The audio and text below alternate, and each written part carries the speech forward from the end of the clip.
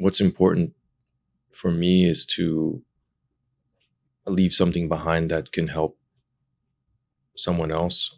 And I think art is a good way to do that.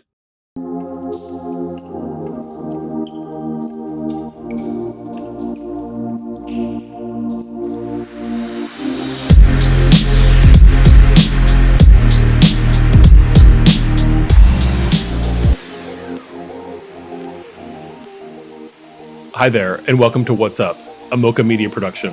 I'm DJ Hellerman, Deputy Director and Senior Curator here at moCa Cleveland. In this podcast, we focus on art now, conversations with artists about art, ideas, and why making matters. Today we're speaking with Clotilde Jiménez. Clotilde is a multimedia artist based in Mexico City. His exhibition, Shapeshift, is on view at moCa until January 4th of 2026. Let's find out what's up with Clotilde. I'm Clotilde Jiménez. I'm an artist. I'm based in Mexico City, so I live and work. And have my show here in moCa. So it's the morning after the first time the public has had the preview of seeing your show. Yeah. I'm curious what that feels like for you. It's good. I mean, like I said, last night was the private event. It was nice. It was a good turnout. It was a little bit emotional because, there was a lot of people, like I said, during the little speech. There was a lot of family, friends, old professors. I mean, even the financial aid people at CIA, which to some may seem odd, but they really helped me get through my school year. My wife, my daughter, everybody was there. And it's like I said, it really is a community and family effort to get to this level. I didn't do it alone. I mean, I did, I work hard every day like everybody else, but there was a lot of things during my time as a student down the street at CIA that it was difficult. And it still is, I imagine, for some students, but you have to find your clan. And if there isn't one, you got to make it. That's something that I learned throughout the years. And so everybody was there, after all these years. So it was nice. Yeah. So you moved from Philadelphia to Cleveland to attend the Cleveland Institute of Art. Yeah. And Cleveland was, you said in conversation, a place where you kind of grew up. Yeah, I moved. I was born in Honolulu, but I was raised in Philly. So culturally, I'm from Philly. But I left when I was 17. So I very much was, a child. I was a teenager when I came to Cleveland. It's crazy. And yeah, I started school here, went to my first real, parties and, the beers, Hessler Street and all that. So even though I'm not from Cleveland, I lived here for 8 years. That's a long time. I wasn't planning on it. I was planning on just going to school and I don't know, maybe going back to Philly. I don't know. But I had a community here. It's cheaper than Philly. It is. And it was cheaper back then. So I had resources. So I stayed. I feel like Cleveland is a little bit of my home a bit as well, just like Philly. So the exhibition has work from your BFA exhibition, your final project at the Cleveland Institute of Art, and work you made a month ago. Put in the exhibition. Did you ever think that would happen? No, that's the crazy thing. A lot of the work I made, obviously, in CIA and even work I made in grad school or work I made in between undergrad and grad school. I never thought I would show it in this context, and especially with newer works. I stand behind my work. I still appreciate it, and I can see my ideas and what I was thinking about at the time. I think it is obvious maybe for some people that there's like a natural progression and all in evolution in the work, but they still work together. There's a kind of linear flow. It's just a maturity maybe, which is important. But it's nice to have them all together in the same space. Because you're right, it was just a month ago. Some works are very new there. Yeah. The title of the show is Shapeshift. And the idea of the exhibition really, the kernel of it is transformation. And when we were organizing the show and doing the layout and selecting works, it was important that we had really representative work from each different phase of your career. Yeah. So being able to map those connections, and the idea of Shapeshift throughout the show was something that we thought a lot about. And I'm wondering how you are thinking about that as the show came together, and how you thought about that when you're actually looking at work that some of them you hadn't seen for over a decade, in the same space with each other. Yeah. I mean, the title Shapeshift kind of comes from this idea of coming from different places. Like I mentioned, I was born in Honolulu, but I don't remember much of it at all, But this idea of having different identities, my family, half my family is African American from Philadelphia, the other half is from Puerto Rico. And I know both cultures very well, and I live and work in Mexico. My wife is Mexican and my daughter is Mexican. She was born and we raised her there. And now I got my Mexican nationality. And so now I have these different, in Mexico, I don't know, some people see me, I'm very foreign there. People know that I'm not, Mexican. But when I speak Spanish, it's como tú hablas muy diferente. It's like you speak different por tu acento diferente, todo eso. Because it comes from Puerto Rico.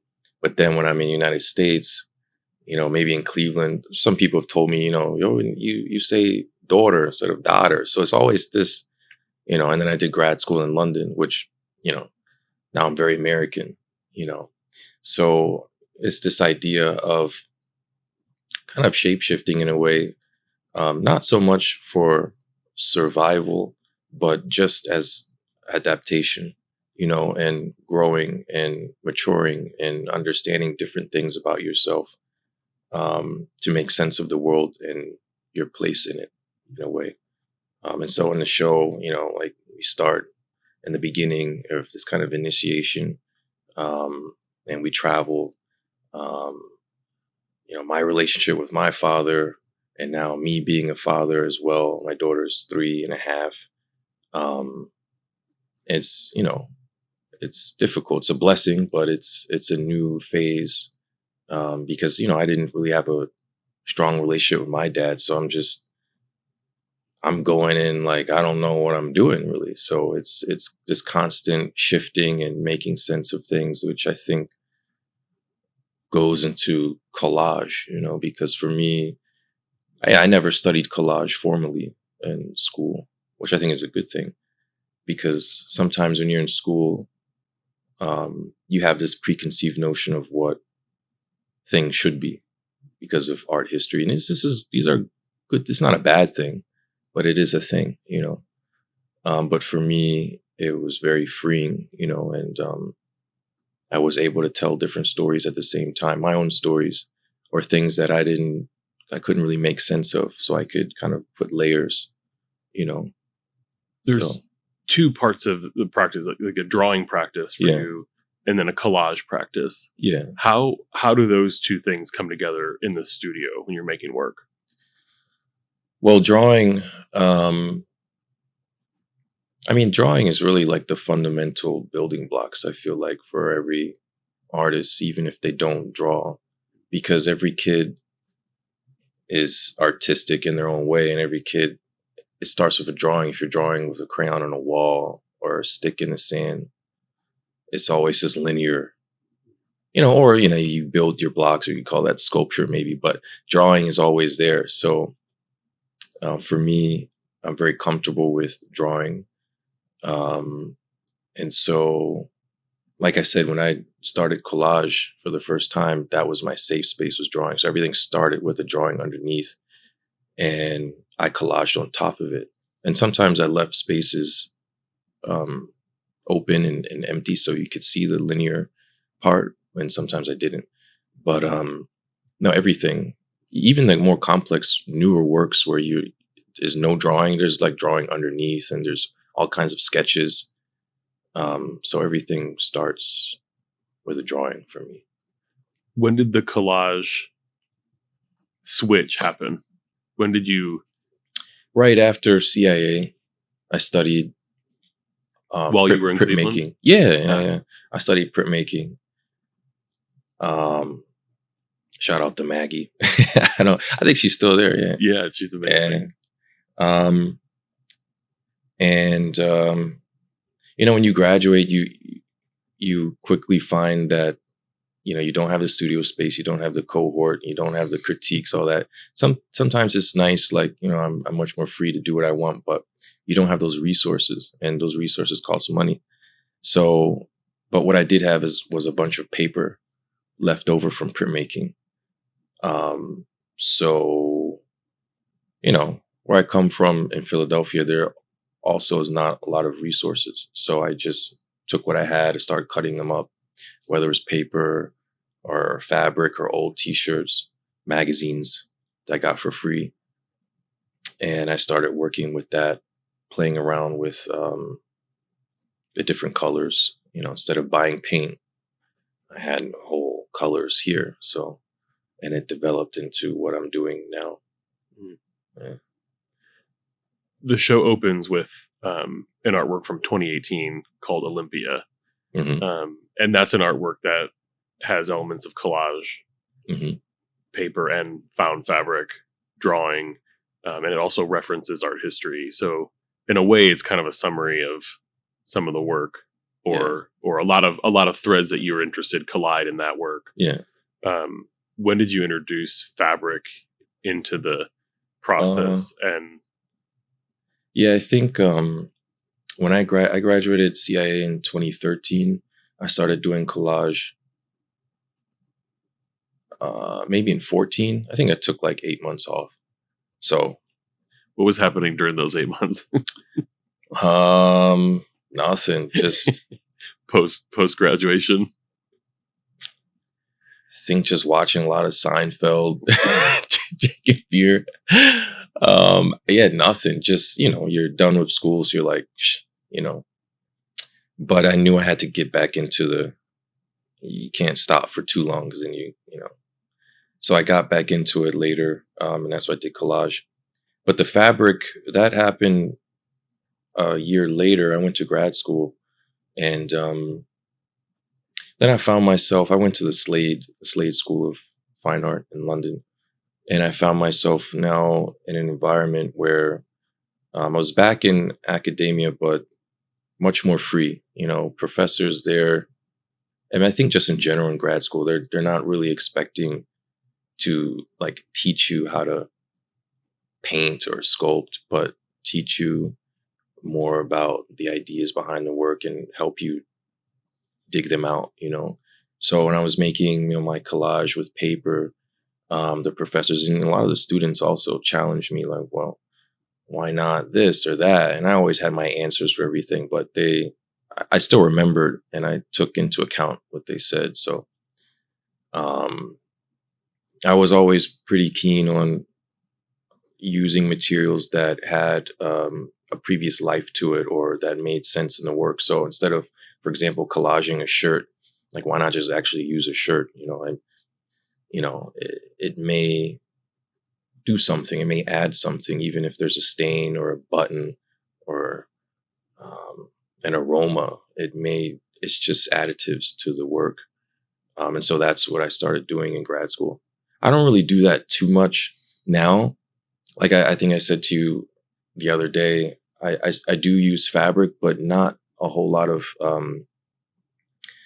like used items. I'll buy like a kind of fabric roll and create patterns and create my clothes like that instead of just used clothes, which I'm also interested in that world of making clothes and fashion as well. So that comes up in the work. Yeah.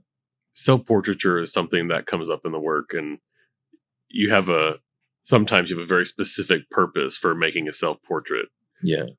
Would you talk a little bit about that in terms of your process? Yeah. When I got here, I saw the work in the room I mentioned. I don't really do a lot of self-portraits. I think there's 3.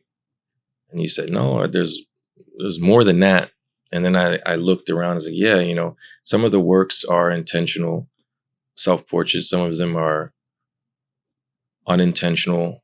They're more like hidden portraits. Like I know it's me or it represents me, but no one would ever know. And some of them are just, they are portraits. They are myself, but I don't, someone else had to tell me. And I'm like, oh, you're right, actually. But yeah, I mean, the self-portraits that are intentional that I title like self-portrait, when I'm in the studio and I feel stuck on something, and a week or 2 has gone by, I get anxious. Like I need to, like I'm in the studio, I'm working, I'm reading, I'm drawing sketches, but nothing's working out. I just can't figure out the format of a new work.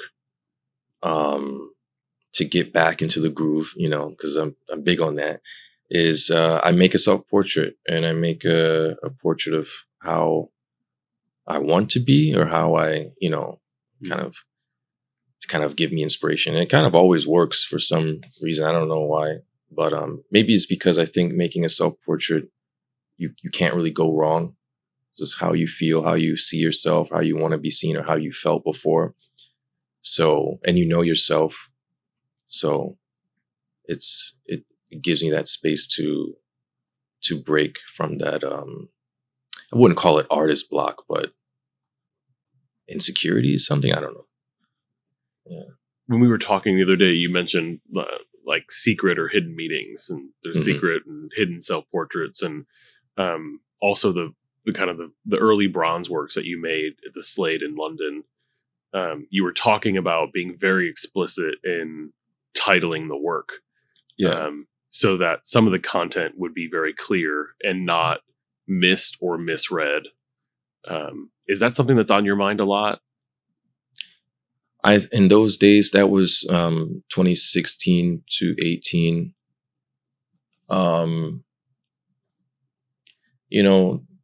There was like a lot politically going on. Trump had just been elected for the first time. There was a lot of things going on in Brazil, the UK, and they voted Brexit. The whole world was like shifting at the same time. You experienced a lot when you were in Cleveland too. Yeah. Black Lives Matter was a thing, but it was in its infancy stage, around that time.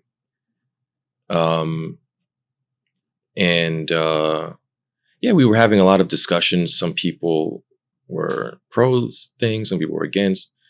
And in Europe, it was a whole different animal where some people knew what was going on in the United States, but they didn't quite understand or the severity of it. So, yeah, I mean, I made these, my bronze sculptures. I started doing sculpture for the first time in London. And I made these sculptures titled, it was Black Boy Head and Black Girl Head, because I don't know, sometimes, not all the time, but sometimes in the critiques, it seems some people were not shy about talking about certain social politics that were happening, but they wanted to avoid it. And even every time I would steer the conversation right back, because I understood I was in control of the critique. That's something I learned at CIA. And I think some of these students need to understand that you're in control, not the professor. You have to learn, but if someone goes off here, you can just bring it back. You don't have to follow, So I would bring it back, and they would keep trying to take the wheel. So I'm like, it's easy to do that with the title, If you see it as just a head or just a person, the title is the black boy head. And so if that's the title, then we need to talk about the hair texture is on purpose, the color, the patina.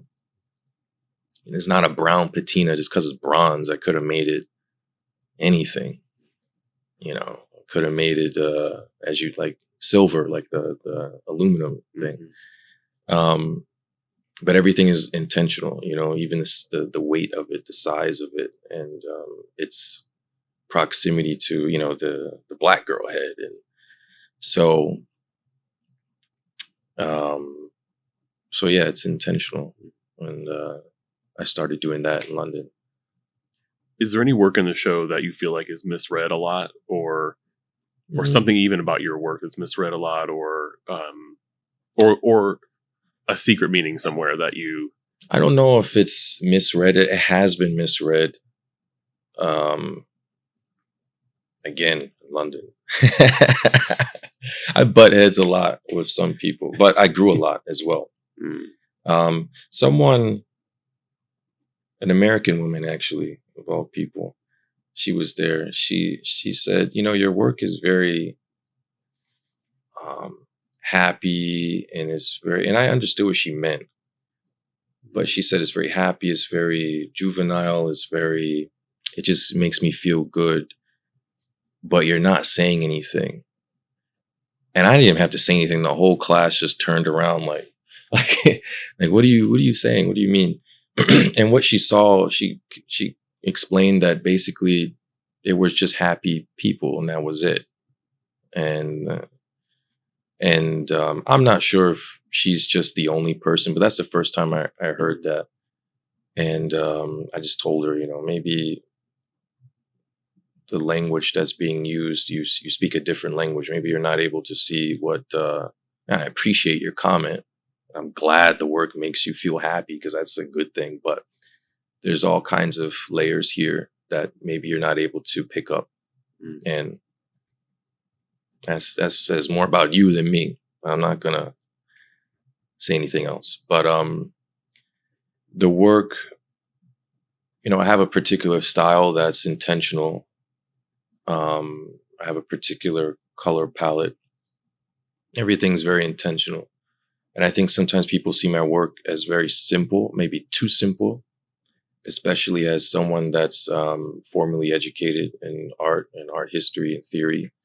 But what I try to do is I try to have specific conversations and topics about things that are complex and hard to talk about. And, and in order to do that, for me, it's better to simplify the form and simplify certain things so it's more digestible for us to talk about.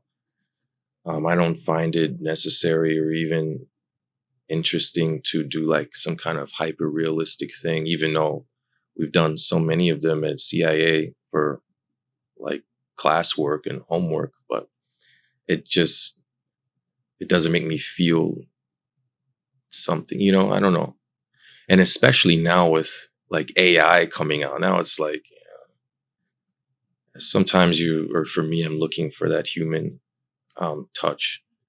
So one of the ways the human touch, I think, comes forward in the show is in the section that is called being a son, where you're dealing with the relationship with your dad, and also at the same time, boxing, bodybuilding, and sports. So there's an interesting thing you're doing with a father-son relationship as it relates to certain kinds of sports. Yeah. As I got older, I noticed this trend in my family with a lot of the guys, but honestly, I even have like a cousin, Hallie, who like everybody's doing bodybuilding or like some kind of sports, and like everybody's jacked. Like I'll come home to Thanksgiving I'm one of the oldest of my generation. I have an older sister, but it's just me and her. Everybody else is younger. Okay. Like everybody's like 6 foot, I don't know, 6'7". It's like, everybody's like, ugh.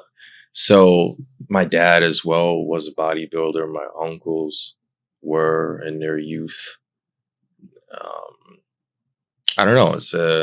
It's like a family tradition, I guess. And so I got into boxing in Philadelphia.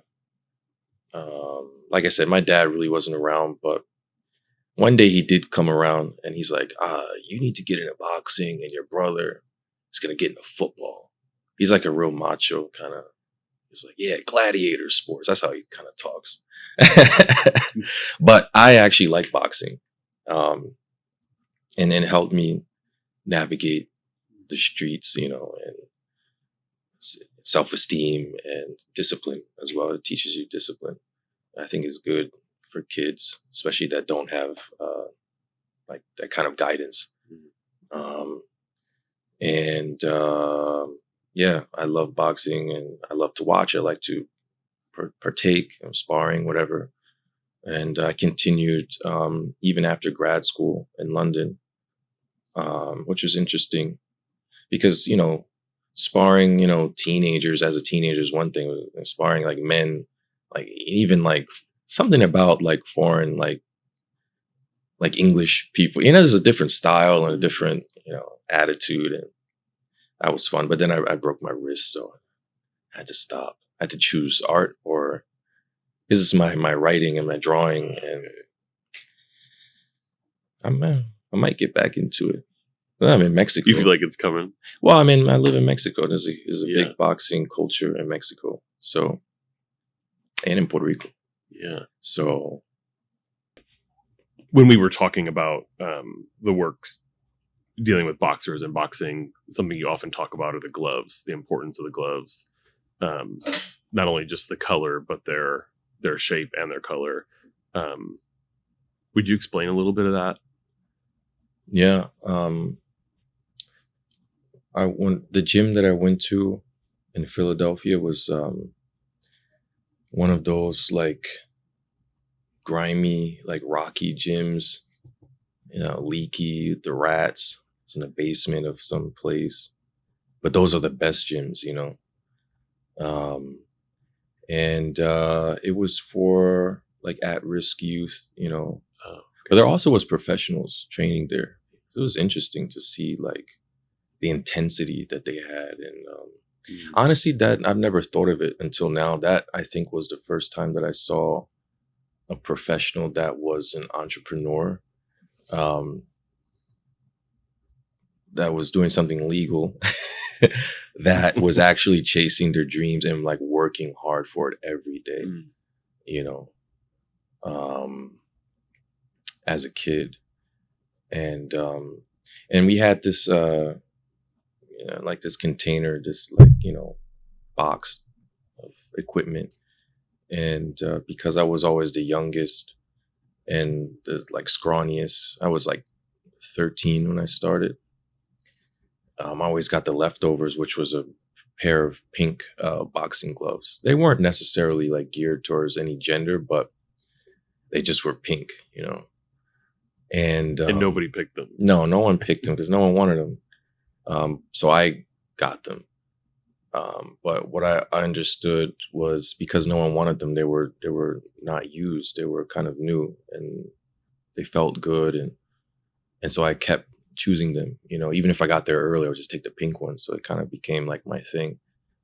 And it had all of these connotations to it. Most of them negative. They were, hyper feminine in this hyper masculine place. I'm talking like these big guys, like sweat everywhere with these hoodies, and they're like, picture like Mike Tyson just like going at it, like that kind of place. And these old coaches. This guy, his name was Jeff Chandler. He's actually like a welterweight champion in Philadelphia, but you'd never know. He's just training, but he taught me. It was an interesting place, but I learned a lot in the gym. things that I wasn't aware of at the time, but when I got older, especially in grad school, going back to the gym as an adult and a little bit more aware of life and myself, I learned a lot and questioned a lot of things about masculinity. Um, some things that I call black male masculinity, being like very specific to what it was. Um, Sexuality, sensuality, vulnerability. I talk about like things that you really wouldn't understand if you're not doing it. So if you're, what does it mean to be sparring and to be out of breath so much so you think that you're gonna have a heart attack, but you have to keep going because someone's in front of you like punching. Every time you dodge, like that takes energy. Every time you swing, that takes energy. So what do? You clench. So you have this sweaty skin contact, heavy breathing. It's very sensual. You're like breathing, or he's breathing like in your ear. Like, you can, if you're smart, you can like count their breaths and see how tired they are, how much you can take them in the ring. In the moment, it's like survival mode. But if you're a thinker like myself, you're also thinking, there's something happening here, and then in the locker room, everybody's outside of the gym, everybody's very macho and all this, but in the locker room, it's, you see things, all of these things kind of disappear a little bit, but they're still there.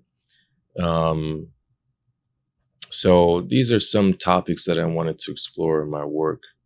And like I said, these are notions about being a practitioner of something, because a lot of artists have done work on and about the sport of boxing, but it's always, what I've noticed, always as a voyeur. Literally some of these paintings, it's from the seats, which is fine. And that's how we watch it, but there's this whole other world that's inside the ring that is very interesting and complex. It seems like with your work, over longer periods of time, you become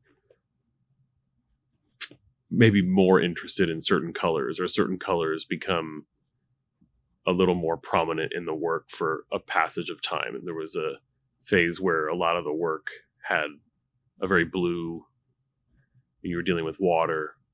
Mm-hmm.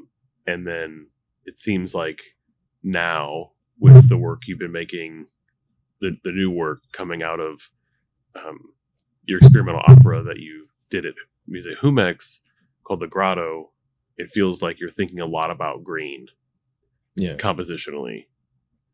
How did that happen? Well, I've never felt very confident with color. So, which may seem surprising to some people. It's surprising to me. In what way?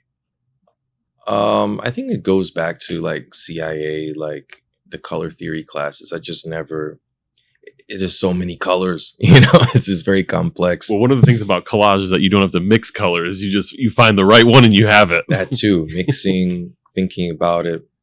So what I do is I just make a format, a structure to follow, a set of rules to follow, so you don't break them.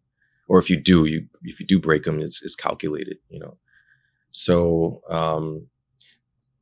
so for bodies of work that are very new, and it's a new realm that I'm entering, I try to have a base color, so I don't feel lost in it. Kind of like this space is blue, the steel beams are blue, the curtain is blue, this wall, so that's our base, So if you throw in like a red sofa and I don't know, some kind of yellow accent, you can't mess that up, because that follows the color theory, red, blue.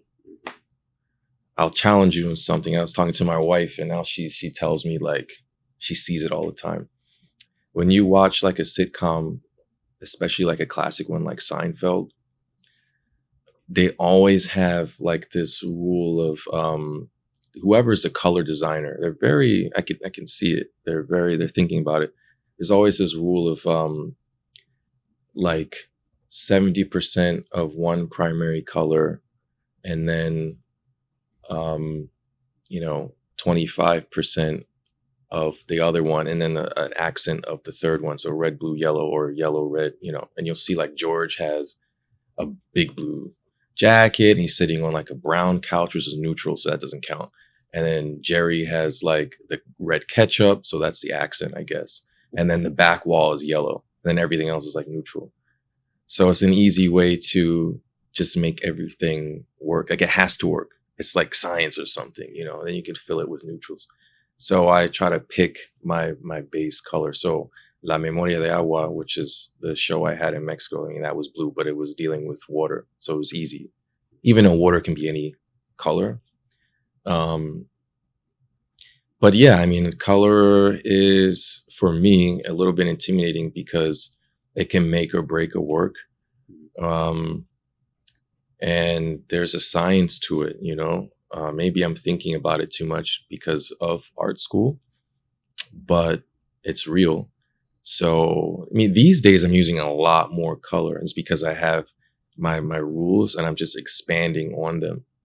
But everything is very calculated. I mean, one wrong move and then it's just like, it doesn't look good. At least for me, it's like, it's too much. What happens when you make a wrong move? It looks tacky to me. It just doesn't look good. And then what do you do? Like physically? That's the beauty of collage. You just collage over it. But I know when it looks bad. And if I can't get it in the moment, I'll let it sit for a week, start something else, and collage over it. Sometimes I'll like rip it off or cut it out. And that's why I like collage. Like you can't do that. Like, I mean, you could do it with painting and drawing, but it's a little bit more taboo to like cut your canvas and maybe people should start doing that. But yeah. But this new work, it's also, you're doing something different with the kind of paper that's more translucent, and it's also it's color, but it's not just color, it's color and light. Yeah, so the grotto, it's the setting for the story itself is in a small village in rural Mexico, maybe like 8 to 10 hours southwest of Mexico City. And it's very green, I've gone to visit. I went for a wedding. My wife's cousin was getting married. I won't say the actual name because I don't want people to go and visit. It's private and it's a little dangerous getting there. Certain organizations have taken control of so I wouldn't suggest going. Like I had to ask permission to go from these people, and they said, yeah, but keep your head down, don't. But it is very green, very humble. At the time where the story takes place in the mid-90s, there was no running water, no electricity. So, it's one of those. So very green, a lot of plants, a lot of lush. And so I thought, to be authentic to the story and the color that I had in mind when I first started writing it, it was green. Everything has like a filter, like, how people say in Hollywood, which is true. Every time they have like a film in Mexico, it has like this sepia filter. Well, or like The Matrix is kind of greenish, or sometimes it's bluish. It has like a tint. In my mind, there was like a tint over the grotto. It was green. And so that I knew had to be my principal like color. So I have a lot of green. And so, yeah, there's this transparency that I'm working with, which is light. So I have this painter friend. His name's Elmi Mata. He's a student now. He teaches art. He also has a practice. He paints. Just had a show in New York. And he's always talking about light and painting, and he's a painter's painter. And so sometimes I think, well, how can I play with light, and how can I bring light into collage?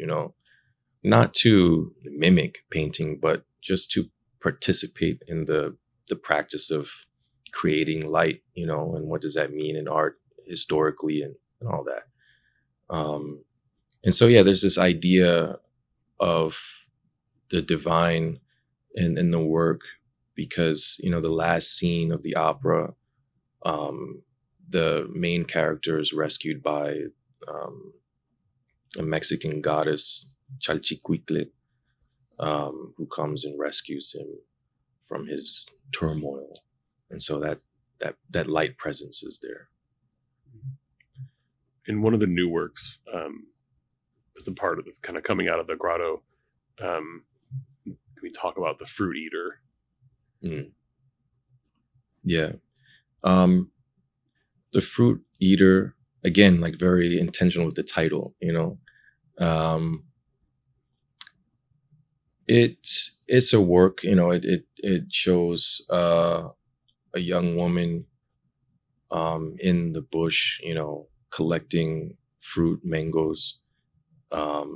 She's barefoot, she's minding her business. And it's the spectator that is it's us that is looking at her, and she's turned around kind of like surprised. Because again, like I said, it's a private village. It's something you couldn't accidentally go to. You have to know the route. And within the story, it's about a disappearance of a boy who had a supernatural encounter with these mythological creatures in Mexico that are called chaneques, which, people believe in. People swear they've had encounters. And so because of their conviction, I believe that, like, they're not crazy.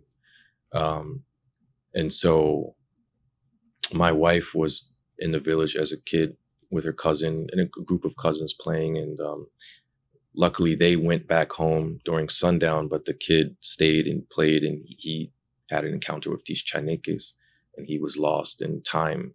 He played for 30 minutes, hide and seek. He came back home, like 7 years had passed. Everybody's freaking out. And so this idea of having an encounter, a surprise, like a startling encounter with someone, in this case, it's the voyeur, it's us. That's kind of what the fruit eater. And the title also for me it shows this kind of humble way of life. There's no McDonald's, there's no Walmarts, it's just nature, your religion, your family, and, what God gives us, I guess, fruit and that kind of thing. So the grotto, you started working on that 2 years ago? Yeah, I started in 2023 and it premiered in 24. So I had 11 months to, I started like a couple months before writing, but yeah, it was an 11-month project. So let's just call it a year. Yeah. So at that point, Io would have been 1? Yeah. Do you think that being a new dad, kind of influenced your interest in that story or making your work? Because there's a move that happens with the grotto where, like, different kinds of religious figures or iconography or like ideas of divinity or spirituality come up in the work. The grotto is a move towards like myth, which is a different form of belief, but still. And I'm wondering if being a father impacted that for you. Well, I want to be clear on something. I don't see it, and a lot of other people don't see it, as a myth. So I like to be very clear. It is a true story, even though it sounds crazy. It sounds like, really, I wouldn't have believed it had my wife not been one of those kids there. And she was there when he came back 7 years later. So I went to the village, like I said, for a wedding. And when I was there, I interviewed the people that were there. I had to stop my interviews out of respect because some people were crying and it was an emotional thing. But it's a different belief system, like you said. It's a different religion. Like some people believe in, I don't know, praying to like Mary, and there's people that pray to Chalchiquitle. I mean, I wouldn't call like Mary a myth, but some people would. But it's a religious thing, but it is indigenous, So like in Mexico, Chaneques are very much respected. I don't know if many people think about them in the way that I did. Like I mean, people respect them in the sense that they fear them. Okay. So no one is going to play with them. But I was talking to a Mexican friend and academic. She said, you're not a lot of people really would highlight them and put them at the stage that you did. They're more like a thing that your grandma tells you, like, don't go out playing too late but not a lot of people are doing like this kind of study on them and creating like an opera around this kind of story. But yeah, being a father, especially, writing the parts of where the boys lost, and yeah, it did kind of affect me in a way, part because, you don't want to, it's kind of close to home because now I have a little one, but also I saw myself in the little boy, because he was, well, the actor was around 10 years old.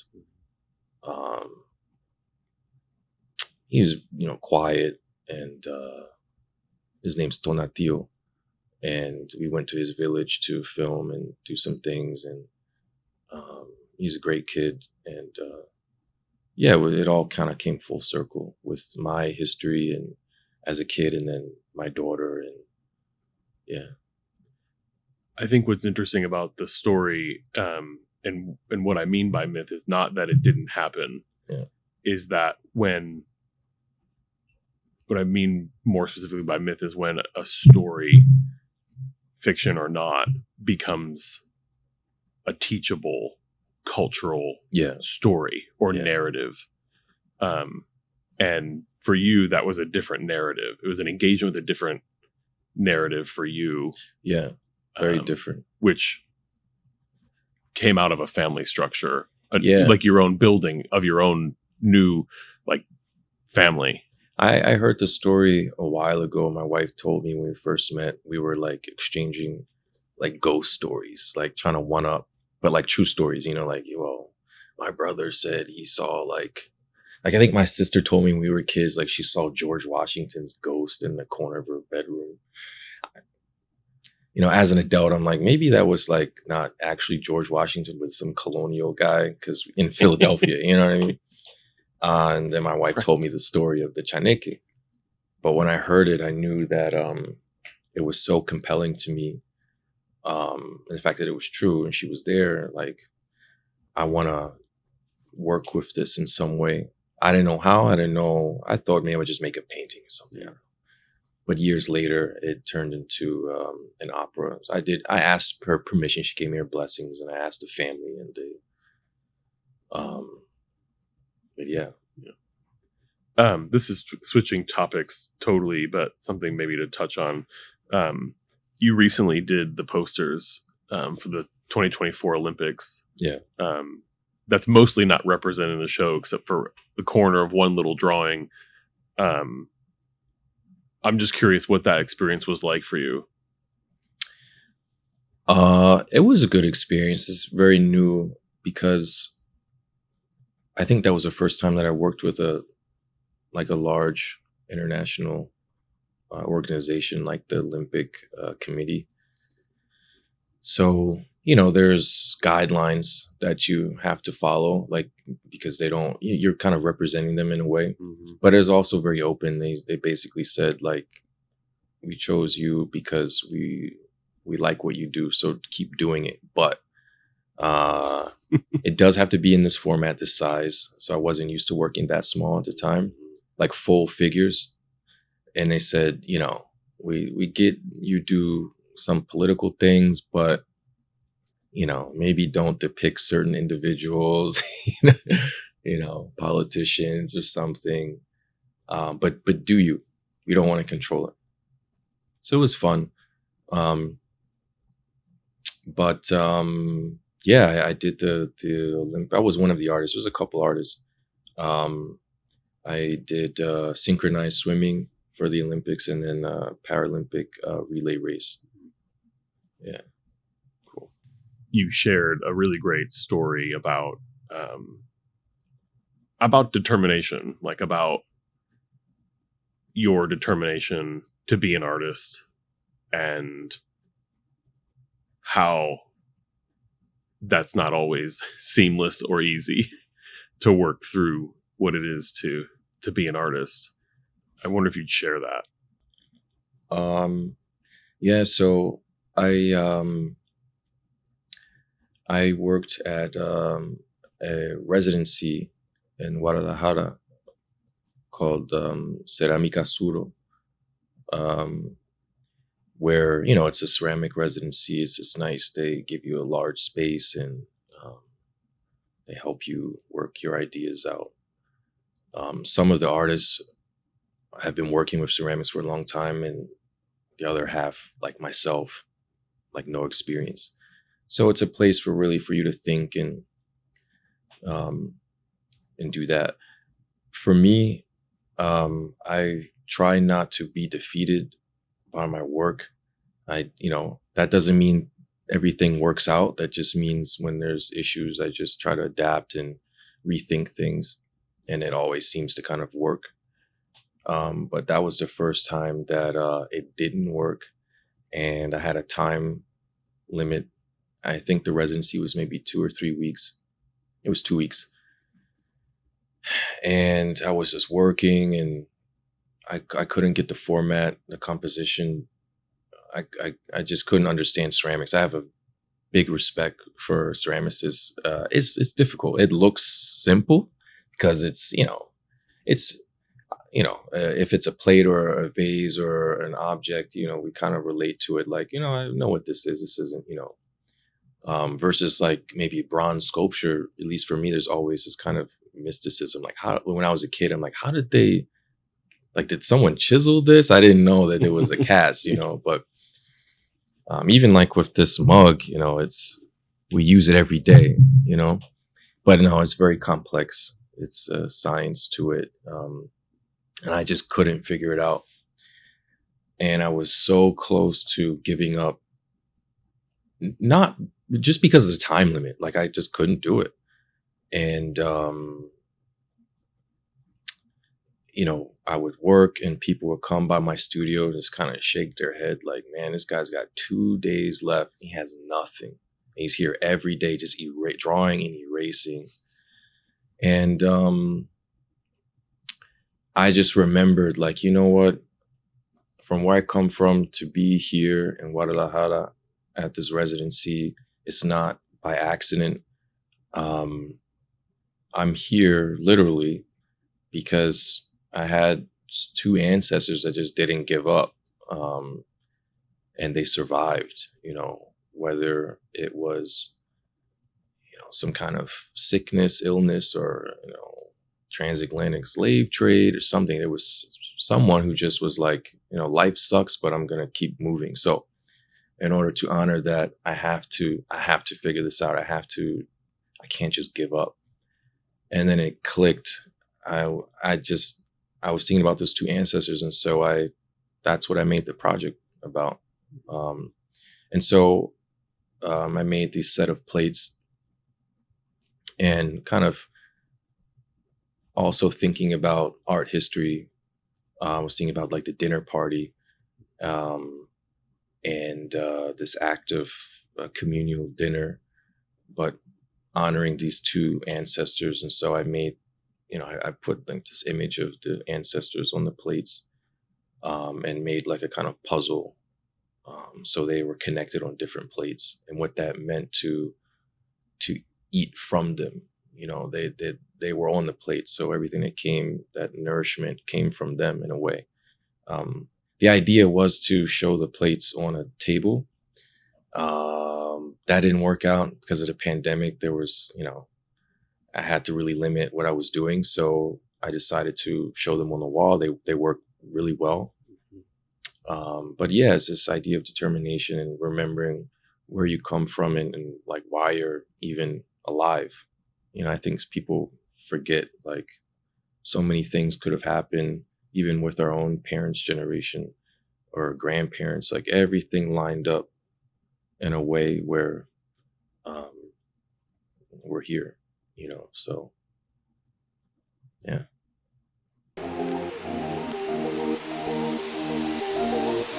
Clotilde, we're trying a little segment called Walk Us Through One. Mm-hmm. I'm wondering if you could walk us through one artwork in the exhibition in 1 minute.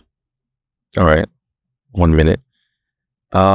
We can talk about pose number 12.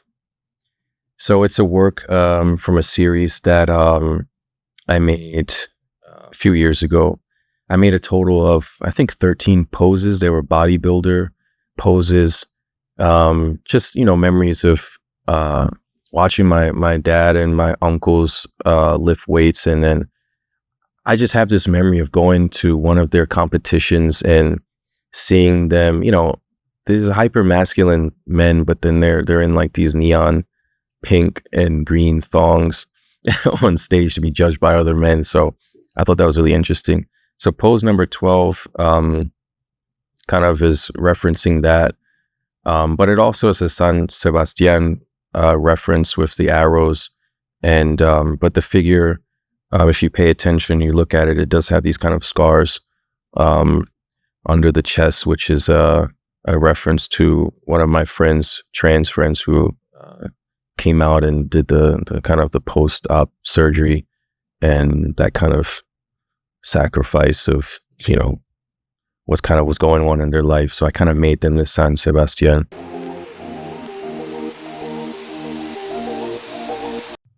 In the moCa logo, the C is capital, and that's intentional for contemporary, for Cleveland. I'm wondering if there's any C word that you can think of that is important to you as an artist or your practice.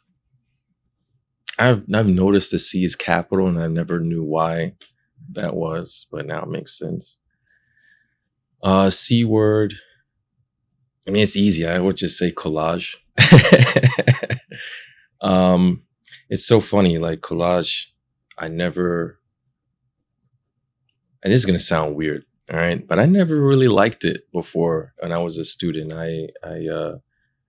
And this is because of my own ignorance. I only saw things I couldn't relate to. I would see collage that, I don't know if I'll get into it, but, superimposed images of, vintage, 1960s families, white families, golden retriever, like in outer space or something like that, which is cool if that's what you want to do, but I just couldn't relate.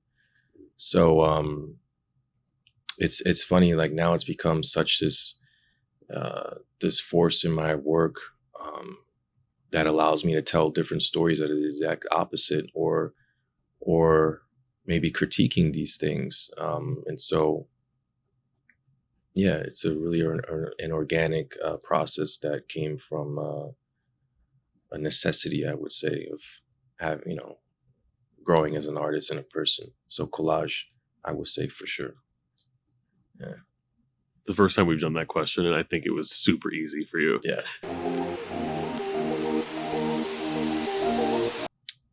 I was kind of thinking about you and your life, being a dad and the commitment to go to the studio every day, and the structures and the discipline that it is that you have to be an artist.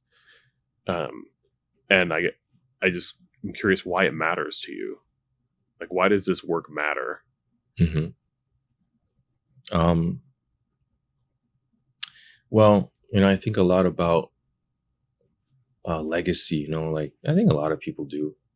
And what's important for me is to leave something behind that can help someone else. And I think art is a good way to do that. If you're serious about your practice and you're vulnerable with yourself, and there's a lot of things that we've learned as we grow older, that there's a lot of things that I think about, things that I needed and when I was a kid, and certain questions that I needed or at least wanted answered that the people in my life weren't equipped to answer at the time. And so now if I can make work that speaks on certain subjects, or not even make like work, but even talk about it like we are now, that perhaps it would give some kind of insight to something.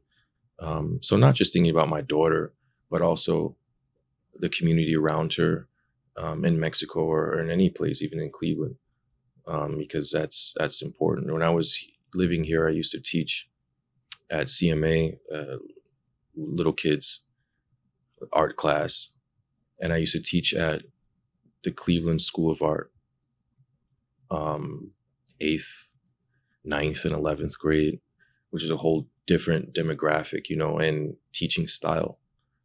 And I think that's what's important for me, is giving that kind of guidance. So it's not always just about art and studio, but what are you really saying with it, and who is it impacting? Yeah. Clotilde, your show is here until 2026, which is just a few months away. I just want to say thank you. Thanks for the work. Thanks for working with us. And hopefully we can get you back here. Again before the show closes. Yeah, no, thank you guys for the confidence, and just being a part of the journey. It is, like I said, kind of a small ecosystem here, and it's a pleasure and an honor to be here. This is something I wanted to do for a long time, even as a student. I used to look at moCa, I'm like, man, one day I really want to be there. I don't know if it'll happen, but I'm just going to keep moving forward, and we'll see. So it's nice to be here. Yeah. Thanks for listening to this episode of What's Up, where artists share their process, passion, and why art making matters today. For more information and show notes, check out moCaCleveland.org. Please like and share this episode. And as always, subscribe wherever you get your podcasts. See you soon.